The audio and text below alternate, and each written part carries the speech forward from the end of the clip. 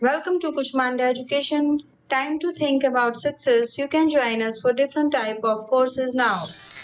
All courses are available on a single platform. You can also become an IAS officer, HCS topper, and Naib Tahsildar. You can also crack HTET exam, SSC, banking, NDA, HSC, UPPCS, Punjab PCS, HPAS. You can also crack all the exam with our guidance, our study material and all type of our help. Our helpline numbers are 8607570992, 9728926678. हमारा email है kushmandaeducation@gmail.com, website www.kushmanda.com, जहां पर आप हमारी test series और study material से related और online और ऑफलाइन क्लासेस के लिए भी सारी डिटेल पता कर सकते हैं। हमारे नए बैच शुरू हो रहे हैं, सो कॉल अस नाउ। सब्सक्राइब करें हमारे channel Kushmanda IAS HCS academy को और नोटिफिकेशन बेल को दबाएं ताकि आपको हमारी सभी अपडेट्स मिलती रहें। Hello students, how are you all. आज हम पढ़ेंगे principles of growth and development.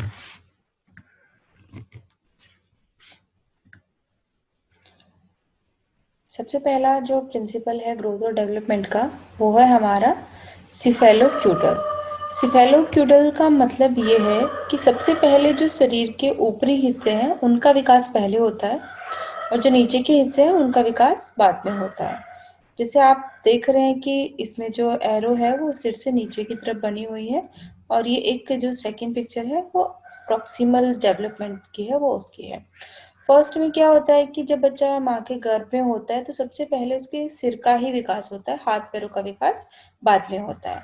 और उसी तरह से जो मूवमेंट है वो भी सिर के अंदर पहले आती है और धड़ के उसके बाद में, और इस तरह से जो है सिफेलोक्यूटल डेवलपमेंट होता है। तो आइए इसके बारे में थोड़ा और जान लेते हैं।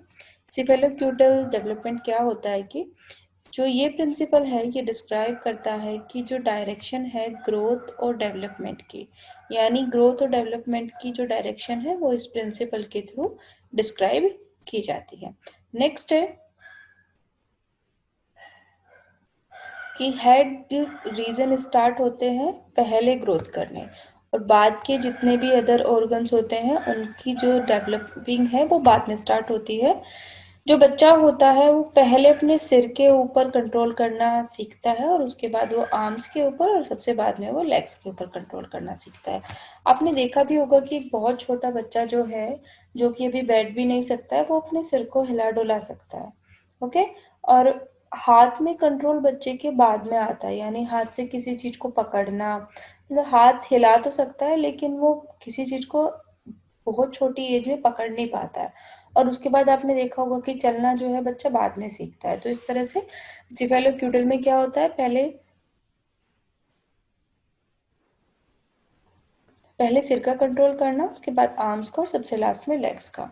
जो इनफेक्ट होते हैं वो कंट्रोल डेवलप करते हैं हेड के ऊपर। सबसे पहले वो फेस मोमेंट्स पे जब कंट्रोल करना शुरू करते हैं तो शुरू के 2 मंथ में ही वो अपने हेड पे कंट्रोल कर लेते हैं। उसके बाद के कुछ मंथ्स में वो जो एबल हो जाते हैं अपने आप को थोड़ा सा ऊपर उठाने में और अपनी आर्म्स का यूज भी वो करने लगते हैं। आपने देखा होगा ना, छोटे बच्चे को, एक लगभग 5 या 6 मंथ का जो बच्चा है वो अपनी आर्म्स के सारे हल्का सा ऊपर उठ जाता है और बाद में वो कंट्रोल जो करता है गेन वो अपनी लेग्स के ऊपर करता है और ट्रैवल करने में, स्टैंड करने में, वॉक में, रन, जंप, क्लीन में वो धीरे धीरे जो है निपुण होता चला जाता है। नेक्स्ट है हमारा प्रोक्सिमोडिस्टल डायरेक्शन। प्रोक्सिमोडिस्टल डायरेक्शन में जैसे कि आप देख रहे हैं कि जो एरो है वो सेंटर से बाहर की तरफ बना हुआ है। सिफेलोक्यूटल का ये एरो है नीचे की तरफ वाला, और जो ये वाला एरो है वो हमारा प्रोक्सिमोडिस्टल का है। प्रोक्सिमल डिस्टल में क्या होता है कि हम ये मानते हैं कि जो बच्चा है उस पर कंट्रोल जो है सबसे पहले वो अपने धड़ को कंट्रोल करेगा और उसके बाद वो धीरे धीरे अपने हाथों में डेवलपमेंट करेगा, अपने पैरों में डेवलपमेंट करेगा। इसको भी देख लेते हैं। तो process of proximodistal from centre और middle to periphery directions, development process from near to far, outward from centre axis of the body toward the extremities, यानी कि पहले सेंटर का विकास होगा और उसके बाद में हाथों का, और उसी तरह से कंट्रोल की बात आती है। ये थोड़ा सा इसको भी देख लेते हैं, प्रोक्सिमल डेवलपमेंट के बारे में क्या बोला गया है। The direction sequence of development during both prenatal and postnatal stage में either be from head to foot, जो हमारा cephalocaudal है वो हमारा head to foot है, और from the center axis to the extremities of the body, ये हमारा कौन सा है, proximo distal। ओके, सिफेलोक्यूडल में क्या कौन से वाली डेवलपमेंट होगी, पहले सिर डेवलप होगा और उसके बाद में नीचे के हिस्से, और जो हमारी प्रोक्सिमो डिस्टल डायरेक्शन है उसमें क्या होगा, पहले सेंटर डेवलप होगा और उसके बाद में जो है बाकी के हिस्से जो हैं वो पेरिफेरी टर्म में डेवलप होंगे। जो हमारी स्पाइनल कॉर्ड है वो हमारे आउटर पार्ट से पहले डेवलप हो जाती है।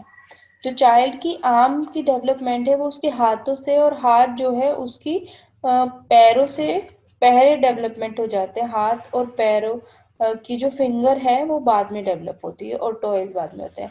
यानी इस चीज को आप ऐसे समझिए, पहले वो अपनी जो उसकी आर्म्स है उनके ऊपर कंट्रोल करना सीखता है, उसके बाद वो अपने हाथों के ऊपर या पैरों के ऊपर कंट्रोल करना सीखेगा, और सबसे बाद में हाथ पैर की फिंगर और टॉय के ऊपर कंट्रोल करना सीखेगा।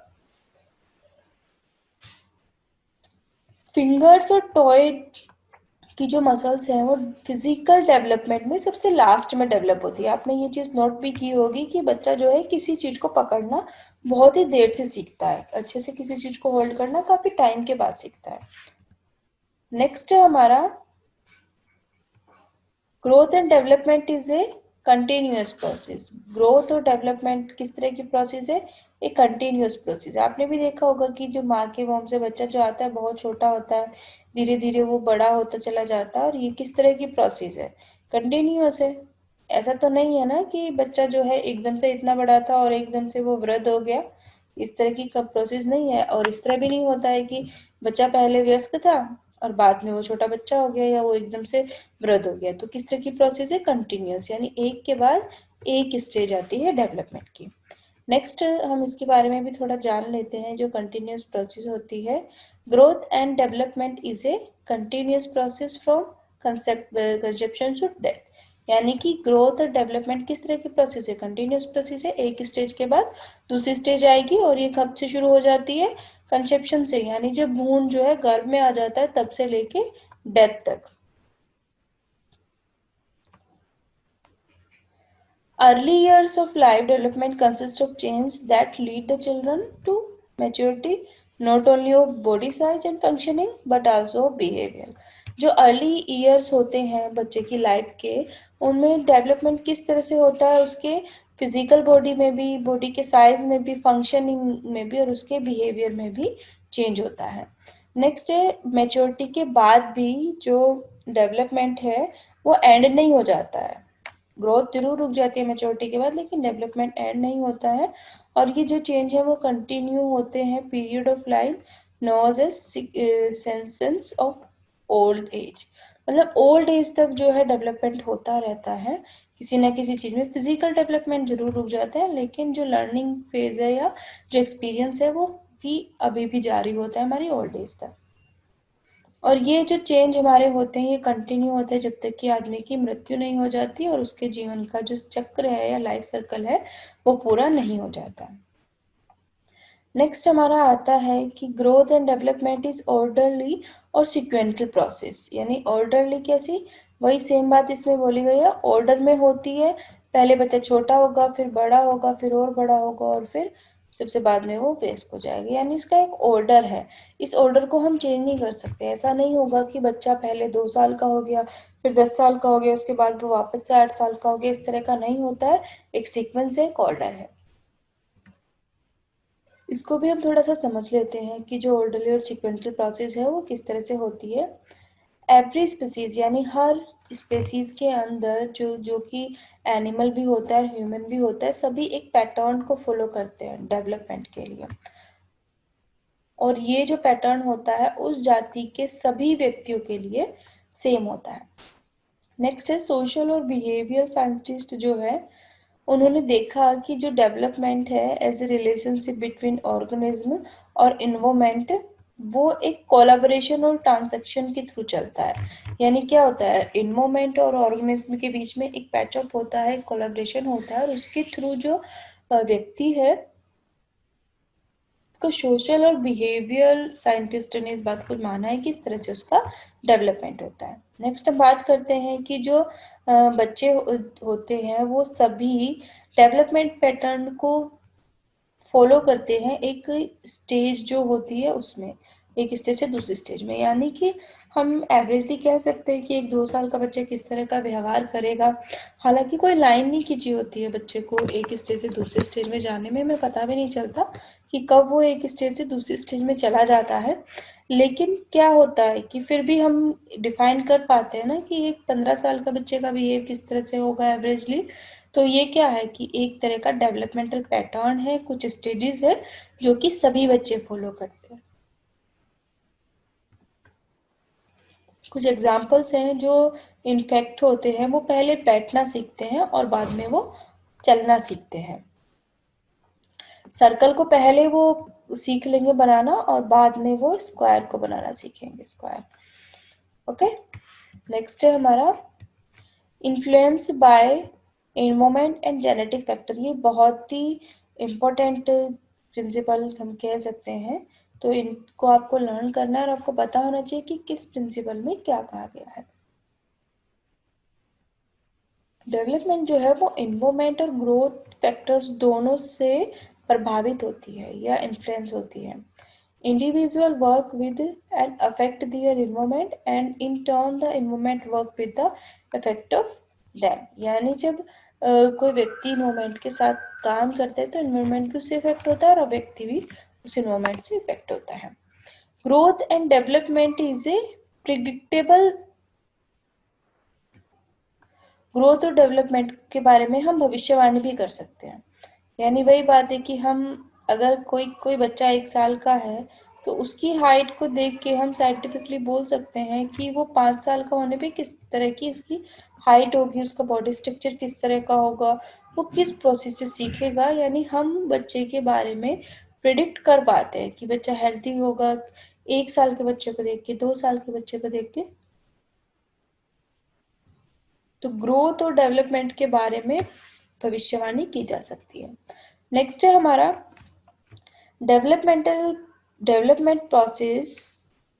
Development produce from simple to complex है। यानी जो डेवलपमेंट है पहले हम सिंपल चीजों के थ्रू डेवलपमेंट करते हैं और उसके बाद में हम कॉम्प्लेक्स चीजों के थ्रू डेवलपमेंट करते हैं। जैसे आपने देखा होगा, इस पिक्चर में भी आप देख पा रहे हैं कि शुरू में बच्चे जो है बहुत ही इजी टास्क को करना सीखते हैं और बाद में वो कॉम्प्लेक्स टास्क को करना भी सीख जाते हैं।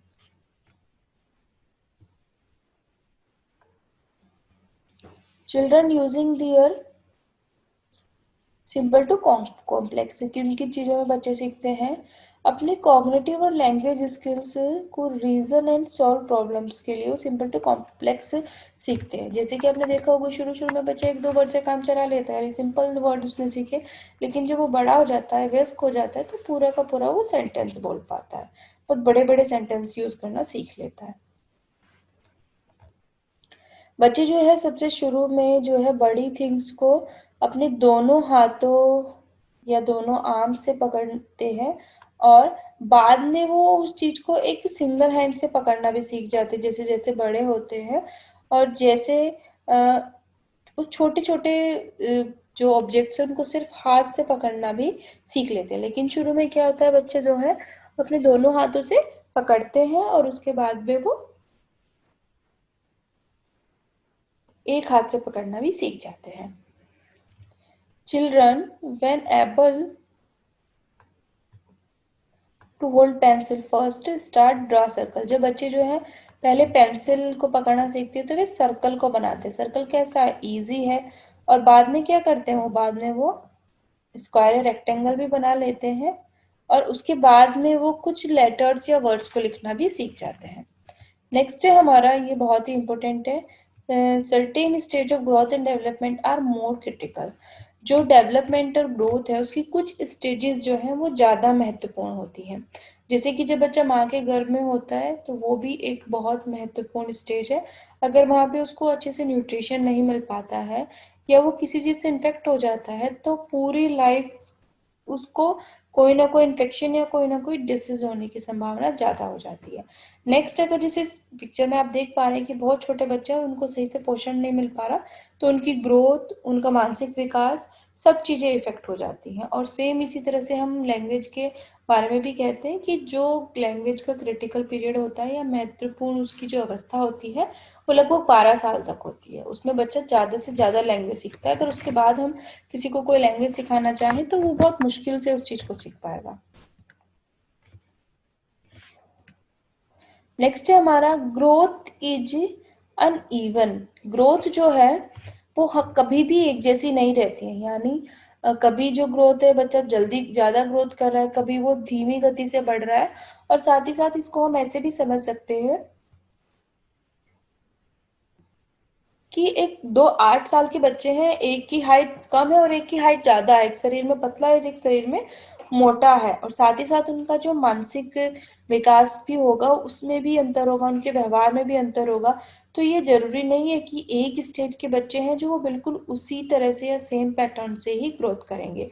ग्रोथ जो है वो सब में अलग होती है, हर किसी के लिए, हर किसी की कुछ अपनी स्पेशल जो कैरेक्टरिस्टिक्स है वो होती हैं। नेक्स्ट आता है हमारा है there is coordination between increase in size and maturation. Maturation coordination होता है हमारा इंक्रीज इन साइज और मैच्यूरेशन में। इस चीज को आप ऐसे समझिए कि एक 25 डेज का जो बच्चा होता है, नेचुरल ट्यूब उसके अंदर होती है। 40 डेज के बच्चे के अंदर fore brain, mid brain, hind brain और स्पाइनल कोड डेवलपमेंट होना शुरू हो जाता है। ये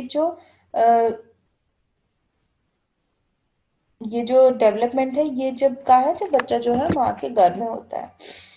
50 डेज का जब बच्चा होता है तो उस तरह का स्ट्रक्चर कुछ इस तरह का होता है। 9th मंथ के बच्चे में जो है ब्रेन डेवलप हो जाता है। 100 डेज का जो बच्चा होता है, 100 डेज यानी कि लगभग 3 मंथ का बच्चा जो होता है, उसका सेरिबल हेमिस्फीयर, सेरिब्रम, पॉन्स और मेडुला, ये सब जो है डेवलप होने शुरू हो जाते हैं। यानी आप इस सबको ऐसे समझिए कि 25 दिन का जो बच्चा है उसमें न्यूरल ट्यूब है, 40 दिन के बच्चे में fore brain, mid brain, hind brain और स्पाइनल कोड डेवलप हो चुकी है।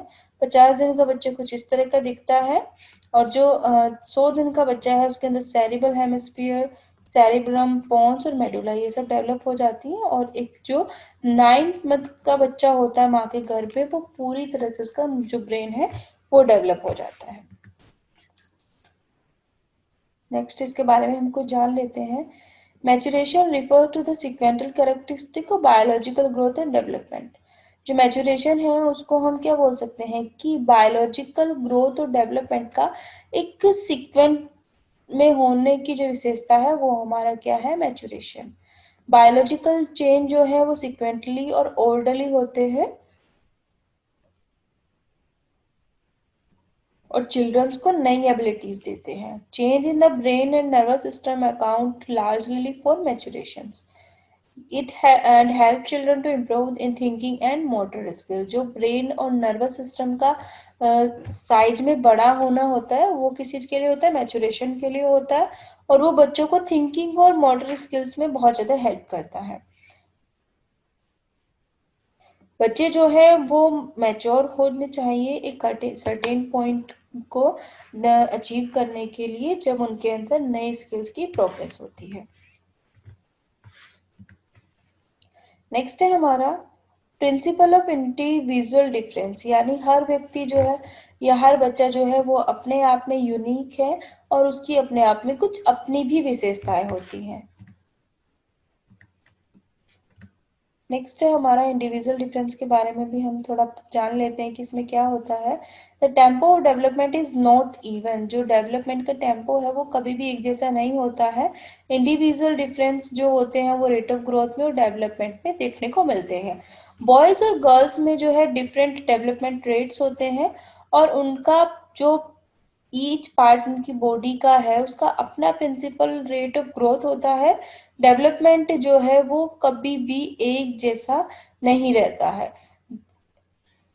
There are periods of great intensity and equilibrium and there are periods of imbalance। यानी कि जो हमें जो है डेवलपमेंट में बहुत ज़्यादा इंटेंसिटी, इक्विलिब्रियम और पीरियड ऑफ इम्बैलेंस देखने को मिलता है। डेवलपमेंट जो है वो कभी कभी प्लेटो भी हो जाता है और ये क्या होता है कि ये किसी भी लेवल और लेवल्स के बीच में हो सकता है प्लेटो। ओके, नेक्स्ट है हमारा rate of growth and development is inter related. जो ग्रोथ और डेवलपमेंट है वो दोनों जो है आपस में बहुत ज्यादा इंटर रिलेटेड है। नेक्स्ट है हमारा neonatal reflexes need to be lost. जो नियोनेटल रिफ्लेक्सेस होती हैं बच्चे की वो बड़े होने के साथ साथ जो है वो लॉस्ट हो जाती हैं। जैसे कि आपने देखा होगा कि जो बच्चे हैं वो रूटिंग रिफ्लेक्स होती है उनके अंदर, सकिंग रिफ्लेक्स होती है बोतल से दूध को पीने की, स्नॉट रिफ्लेक्स होती है, ग्लैपुलर रिफ्लेक्स होती है। ये सब चीजें जो क्या है, जैसे बोतल से दूध पीना, थंब को सुक करना या राउटिंग रिफ्लेक्स जो होती है, ये समय के साथ साथ जो है वो बड़े जैसे जैसे बच्चा बड़ा होता जाता है ये सारी की सारी जो रिफ्लेक्स होती हैं वो लॉस्ट होती चली जाती हैं। नेक्स्ट है हमारा skills are learn by practice. जैसे छोटा बच्चा होता है या वयस्क भी होता है, हम उसको जितनी ज्यादा प्रैक्टिस कराएंगे उसके स्किल्स उतने ज्यादा मजबूत होंगे और वो नए स्किल्स को भी प्रैक्टिस के थ्रू सीखेगा। Growth comes from with in, यानी जो बच्चे हैं वो दूसरे बच्चों के साथ में ज्यादा जल्दी सीखते हैं और बहुत ही अच्छे से भी सीख पाते हैं। नेक्स्ट हम इसके बारे में भी जान लेते हैं। वन और सराउंडिंग इन्वायरमेंट कैन एनकरेज और can hide the energy of a child. जो हमारा सराउंडिंग इन्वायरमेंट है वो एक बच्चे को एनकरेज भी कर सकता है और उसकी एनर्जी को भी हाइड कर सकता है। But the drive force that pushes a child to grow is carried inside him। लेकिन जो ड्राइव फोर्स है वो बच्चे को क्या करेगा, इसके एनर्जी को उसके इनसाइड में कैरिड कर देगा। पेरेंट और टीचर की जॉब जो है वो है एक क्लियर टेक जो कि guide the child with living expecting and then reflex and enjoy. Parent और टीचर की जॉब किस तरह की होनी चाहिए कि जो बच्चा है अगर उसको कोई कंफ्यूजन हो रहा है तो वो उसको क्लियर करे और उसको रिफ्लेक्स और एंजॉय के साथ में सीखना सिखाए और उसको एक्सेप्ट करें। नेक्स्ट है growth is a certain characteristics common at particular age.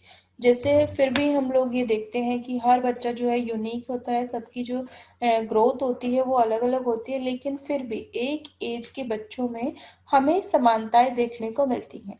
जैसे जो 2 साल के बच्चे हैं वो लगभग उसी तरह के काम करेंगे, उन्हें जैसे हम टॉयलेट और पोटी का जो ट्रेनिंग दे रहे होते हैं। एक छोटा बच्चा जो है वो उसकी एज के बच्चे लगभग उसी तरह का पैटर्न फॉलो करेंगे और जब बच्चा जो प्यूबर्टी में आएगा तो वो उनमें हमें एक ही तरह के बॉडी पैटर्न, उनकी ग्रोथ, उनकी प्रॉब्लम्स हमें एक ही तरह से देखने को मिलेंगे।